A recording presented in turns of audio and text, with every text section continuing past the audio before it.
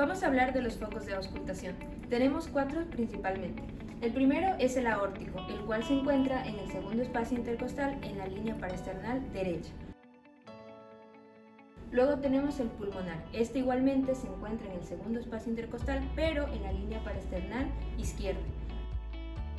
Luego tenemos el tricuspidio. Este se encuentra en el cuarto espacio intercostal en la línea paraesternal izquierda. Y por último, el mitral, el cual se encuentra en el quinto espacio intercostal en la línea media clavicular izquierda.